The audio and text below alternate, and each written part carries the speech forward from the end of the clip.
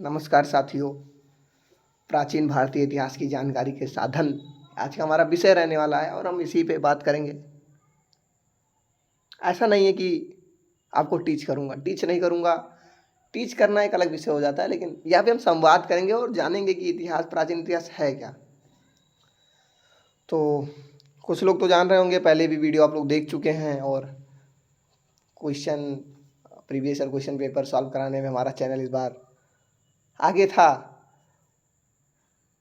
दोस्तों, एक बात है कि जो अभी मैं ये चैप्टर पढ़ाऊँगा, ये आपके साथ इस चैप्टर का मैं संवाद करूँगा, इसका प्रश्न उत्तर भी करेंगे हम लोग। चैप्टर ख़त्म होगा, नेक्स्ट डे MCQ की वीडियोस आएंगी। मैं ये तो नहीं कहूँगा कि हम लोग लाइव आएंगे, क्योंकि लाइव मुझे नहीं लगता है कि सब लोग जुड़ेंगे। फ़िलहाल बाद में जुड़ेंगे मुझे पता है, लेकिन अभी तो ऐसे। लेकिन मैं वीडियो डाल दिया करूँगा और संवाद होता रहेगा। संवाद हमारा कैसे होगा? कमेंट के थ्रू होगा और बायो में नंबर पड़ा हुआ है, टीम से होगा आपका संवाद। बढ़िया एकदम हम लोग बातचीत करते हुए आगे बढ़ेंगे। चलिए हम लोग शुरू करते हैं कि प्राचीन इतिहास था क्या, प्राचीन इतिहास की जानकारी साधन क्या थे। उससे पहले हम लोग एक चीज़ जानेंगे, इतिहास क्या है। और सबसे एक बात मैं और बता दूं कि ये जो वीडियो बन रहा है, ज़रूरी नहीं है कि कौन देख रहा है, कोई भी देख सकता है। बच्चा देख सकता है, 6th का बच्चा, 7th 8th 9th 10th 11th 12th graduation, UPSC। मतलब ऐसा नहीं कि सब यहीं से है, लेकिन यहाँ से आपको कुछ तो मिल सकता है। तो चलिए ज़्यादा बातचीत करते हुए हम शुरू करते हैं कि इतिहास क्या है। एक प्रश्न भी आपके लिए डालता हूँ कि प्राचीन क्या है। कमेंट में प्रश्न है कि प्राचीन क्या है, और आप लोग इसका जवाब कमेंट में ज़रूर दीजिएगा। अब एक प्रश्न का मैं उत्तर देता हूँ कि इतिहास क्या है। इतिहास 3 शब्दों इति प्लस हा प्लस आस से मिलके बना है। मैं लिख देता हूँ इसी पे, इति प्लस हा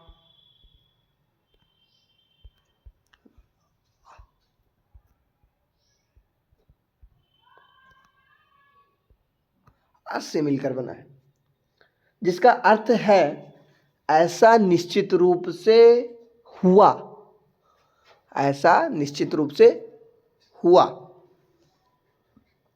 इतिहास अतीत को जानने का एक साधन है।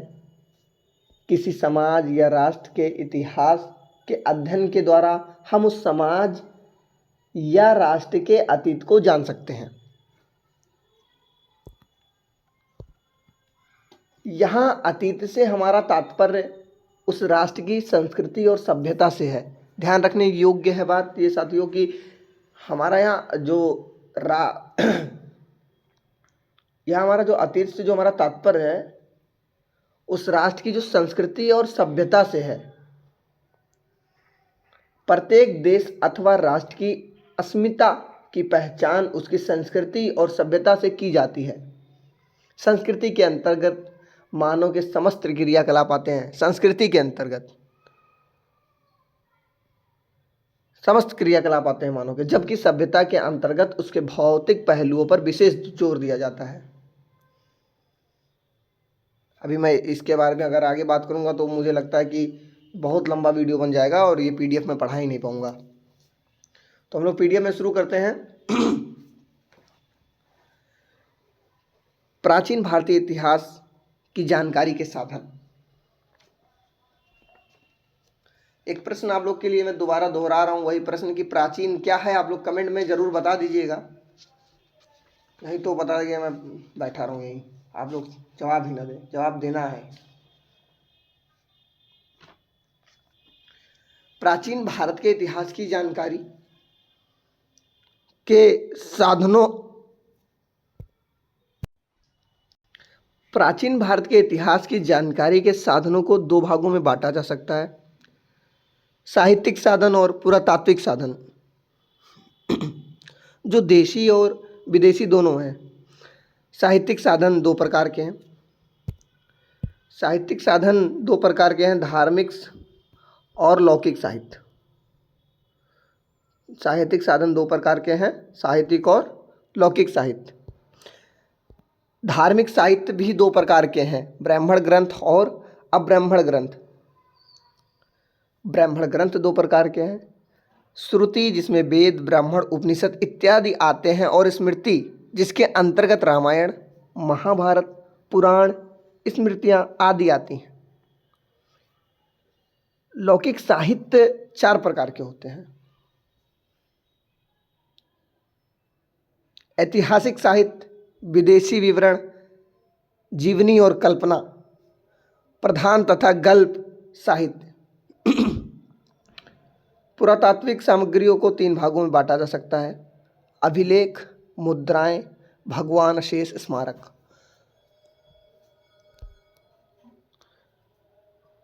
साहित्यिक साधन क्या है? धार्मिक साहित्य, ब्राह्मण ग्रंथ, श्रुति, स्मृति, अब्राह्मण ग्रंथ, लौकिक साहित्य, ऐतिहासिक, विदेशी विवरण, जीवनी, कल्पना, प्रधान तथा गल्प साहित्य। पुरातात्विक साधन क्या है? अभिलेख, मुद्राएं, भगवान शेष स्मारक। भगवान शेष स्मारक से तात्पर्य है कि वो मूर्तियां जो एंशिएंट पीरियड में पाई गई और उस टाइम के लोगों ने, या फिर जो इतिहास, जिन इतिहासकारों को मिली, जिन इतिहासकारों ने उसका खोज निकाला, उन्होंने अपने अकॉर्डिंग उसको मतलब बता दिया कि ये पुरुष देवता हैं और ये देवी हैं, क्योंकि ऐसी मूर्तियाँ एंशिएंट टाइम पे मिली और सबसे पहले एक महिला, एक स्त्री की ही मूर्ति मिली। बाद में पुरुष देवता की मूर्ति मिलती है जिसमें वो पद्मासन में बैठे हुए दिखाए जाते हैं, उनके दो सींग हैं, दो पशु हैं अगल बगल। तो साहित्यिक साधन में सबसे पहले वेद आ जाते हैं। वेद क्या है? ऐसे ग्रंथों में वेद सर्वाधिक प्राचीन है और वे सबसे पहले आते हैं। वेद आर्यों के प्राचीनतम ग्रंथ हैं जो चार हैं, ऋग्वेद, सामवेद, यजुर्वेद और अथर्ववेद। आर्यों के प्रसार, पारस्परिक युद्ध, अनार्यों, दासों और दास्यों से उनके निरंतर संघर्ष तथा उनके सामाजिक, धार्मिक तथा आर्थिक संगठन की विशिष्ट मात्रा में जानकारी प्राप्त होती है। इसी प्रकार अथर्ववेद से तत्कालीन संस्कृति तथा विधाओं का ज्ञान प्राप्त होता है। ब्राह्मण क्या है? वैदिक मंत्रों तथा संहिताओं की गद्य टीकाओं को ब्राह्मण कहा जाता है। पुरातन ब्राह्मण में ऐतरेय, शतपथ, पंचविंश, तैत्तिरीय आदि विशेष महत्वपूर्ण हैं। ऐतरेय के अध्ययन से राज्याभिषेक तथा अभिषिक्त नृपतियों के नाम का ज्ञान प्राप्त होता है। शपथ के 100 अध्याय भारत के पश्चिमोत्तर गंधार, शाल्य तथा केकय आदि के प्राच्य देश कुरु, पंचाल, कौशल तथा विद्रोह के संबंध में ऐतिहासिक कहानियां प्रस्तुत करते हैं। राजा परीक्षित की कथा ब्राह्मणों द्वारा ही अधिक स्पष्ट हो पाई है। उपनिषद क्या है? उपनिषद में बृहदारण्यक तथा छांदोग्य सर्वाधिक प्रसिद्ध हैं। इन ग्रंथों से बिंबिसार के पूर्व के भारत की अवस्था जानी जा सकती है। उपनिषदों से परीक्षित, उनके पुत्र जन्मेजय तथा पश्चातकालीन राजाओं का उल्लेख इन्हीं उपनिषदों में किया गया है। इन्हीं उपनिषदों में यह स्पष्ट होता है कि आर्यों का दर्शन विश्व के अन्य सभ्य देशों के दर्शन से सर्वोत्तम तथा अधिक आगे था। आर्यों के आध्यात्मिक विकास, प्राचीनतम धार्मिक अवस्था और चिंतन के जीते जागते जीवंत उदाहरण इन्हीं उपनिषदों में मिलते हैं। वेदांग क्या है? वेदांग क्या है? युगांतर में वैदिक अध्ययन के लिए 6 विधाओं की शाखाओं का जन्म हुआ जिन्हें वेदांग कहते हैं। वेदांग का शाब्दिक अर्थ है वेदों का अंग। तथापि इस साहित्य के पौरुष्य होने के कारण श्रुति साहित्य से पृथक ही गिना जाता है। वे ये हैं शिक्षा, कल्प, व्याकरण, निरुक्त, छंदशास्त्र तथा ज्योतिष वैदिक शाखाओं के अंतर्गत ही उनका पृथक पृथक वर्ग स्थापित हुआ और इन्हीं वर्गों के पाठ्य ग्रंथों के रूप में सूत्रों का निर्माण हुआ। कल्प सूत्रों के 4 भागों में विभाजित किया गया। सौत्य सूत्र जिसका संबंध महायज्ञ से है, गृह सूत्र जो गृह संस्कारों पर प्रकाश डालते हैं, धर्म सूत्र जिनका संबंध धर्म तथा धार्मिक नियमों से, तथा शुल्ब सूत्र जो यज्ञ, हवन, कुंठ, वेदी नाम आदि से संबंधित थे। वेदांग से जहाँ एक और प्राचीन भारत की धार्मिक अवस्थाओं का ज्ञान प्राप्त होता है, वहीं दूसरी ओर इसका सामाजिक अवस्था का भी है। अगर हम जानेंगे स्मृतियाँ क्या है, स्मृतियों को धर्मशास्त्र भी कहा जाता है। सरस्वतु वेद विज्ञो धर्मशास्त्र तो वह स्मृति, स्मृतियों का उदय सूत्रों के बाद हुआ। मनुष्य के पूरे जीवन से संबंधित अनेक क्रियाकलापों के बारे में असंख्य विधि निषेधों की जानकारी इन स्मृतियों में मिलती है। संभवतः मनुस्मृति लगभग 2000 ईसा पूर्व से 100 ईसा मध्य एवं याज्ञवल्क्य स्मृति सबसे प्राचीन है। उस समय के अन्य महत्वपूर्ण स्मृतिकार थे नारद, प्रसर, बृहस्पति, कात्यायन, गौतम, सरवंत, हरित, अंगिरा आदि, जिनका समय संभवतः 100 ईस्वी से लेकर 600 ईस्वी तक था। मनुस्मृति से उस समय के भारत के बारे में राजनीतिक, सामाजिक एवं धार्मिक जानकारी मिलती है। नारद स्मृति में गुप्त वंश के संदर्भ में जानकारी मिलती है। मेधातिथि, मारुचि, कुल्लुकु, भट्ट, गोविंदराज आदि टीकाकारों ने मनुस्मृति पर, जबकि विश्वरूप, अपरकार, विज्ञानेश्वर आदि ने याज्ञवल्क्य स्मृति पर भाष्य लिखे हैं। महाकाव्य, रामायण महाकाव्य है, महाभारत महाकाव्य। तो रामायण की रचना महर्षि वाल्मीकि द्वारा पहली एवं दूसरी शताब्दी के दौरान संस्कृत भाषा में की गई। वाल्मीकि कृत रामचरितमानस, वाल्मीकि कृत जो थी उसको रामचरितमानस कहा गया। रामायण में मूलतः 6000 श्लोक थे, जो कालांतर 12000 हुए और फिर 24000 हो गए।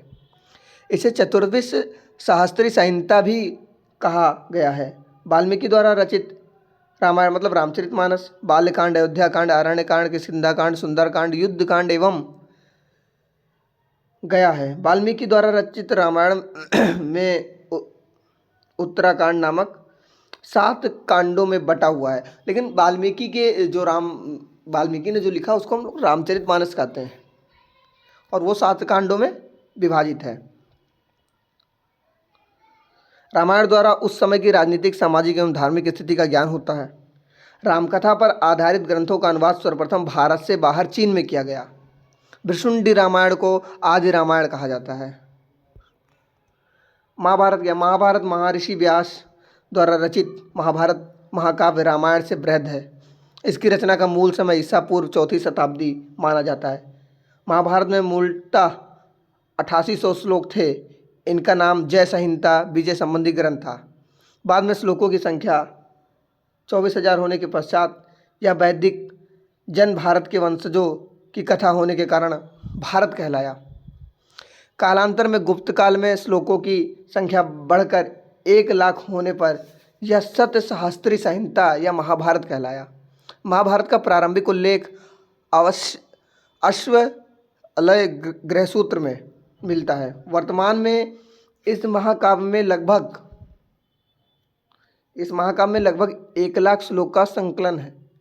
महाभारत महाकाव्य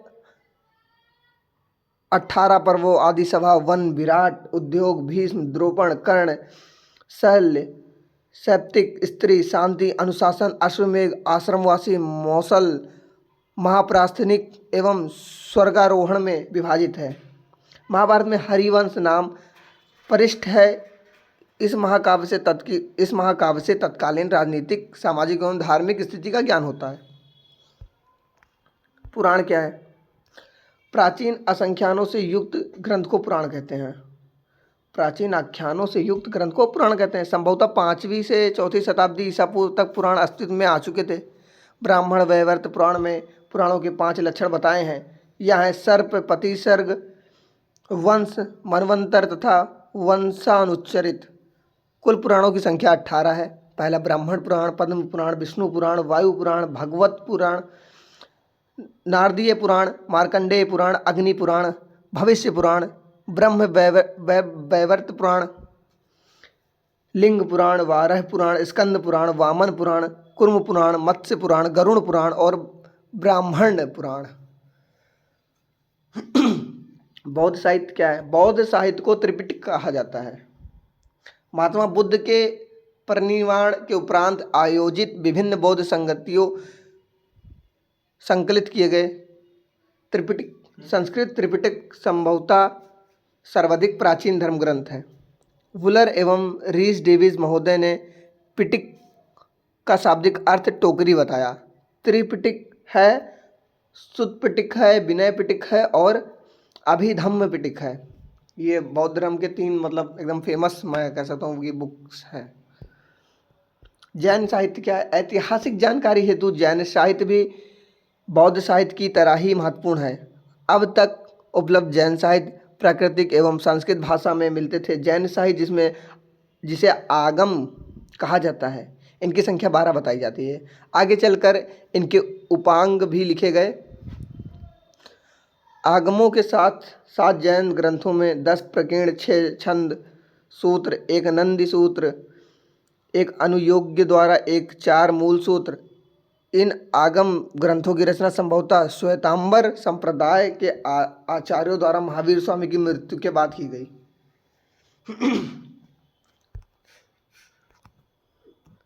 विदेशियों के विवरण: यूनानी, रोम लेखक, चीनी लेखक, अरबी लेखक। पुरातत्व क्या? पुरातात्विक साक्ष्य के अंतर्गत मुख्यतः अभिलेख, सिक्के, स्मारक, भवन, मूर्तियां, चित्रकला आदि आते हैं। इतिहास निर्माण में सहायक पुरातत्व सामग्री में अभिलेखों का महत्वपूर्ण स्थान है। ये अभिलेख अधिकांशतः स्तंभों, शिलाओं, ताम्रपत्रों, मुद्राओं, पात्रों, मूर्तियां, गुहाओं आदि में खुदे हुए हैं।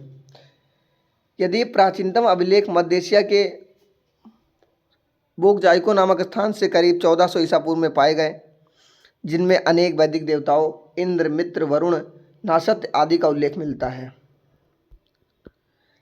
अब जो प्राचीन इतिहास है उसमें चित्रकला की भी भूमिका रही। चित्रकला में हमें उस समय के जीवन के विषय में जानकारी मिलती है। चित्रकला से हमें उस समय के जीवन के बारे में जानकारी मिलती है। अजंता के चित्रों में मानवीय भावनाओं की सुंदर अभिव्यक्ति मिलती है। चित्रों में माता और शिशु या मरणशील राजकुमारी जैसे चित्रों से गुप्तकाल की कलात्मक प्रकाष्ठा का पूर्ण प्रमाण मिलता है। तो दोस्तों, जैसा कि हम लोग जाने कि प्राचीन इतिहास क्या है, अब प्राचीन भारतीय इतिहास के स्रोत हम लोग पढ़ चुके हैं। एक बार मैं स्रोत को रिपीट करता हूँ कि प्राचीन भारतीय इतिहास का पुनर्निर्माण विभिन्न स्रोतों के आधार पर किया जाता है। मुख्य रूप से इन स्रोतों को 2 श्रेणियों में वर्गीकृत किया जाता है: साहित्यिक और पुरातात्विक स्रोत। साहित्यिक स्रोत में वैदिक, संस्कृत, पाली, प्रकृति और अन्य साहित्य को तथा इसके अलावा विदेशियों द्वारा लिखे गए वृत्तांतों को शामिल किया जाता है। पुरातत्व के अंतर्गत पुरालेख, सिक्के, स्थापत्य अवशेष, पुरातत्वीय अन्वेषण एवं उत्खननों के शामिल किया जाता है। हम लोग कल इसके आगे के चैप्टर में मिलते हैं। तब तक के लिए जय हिंद, जय भारत।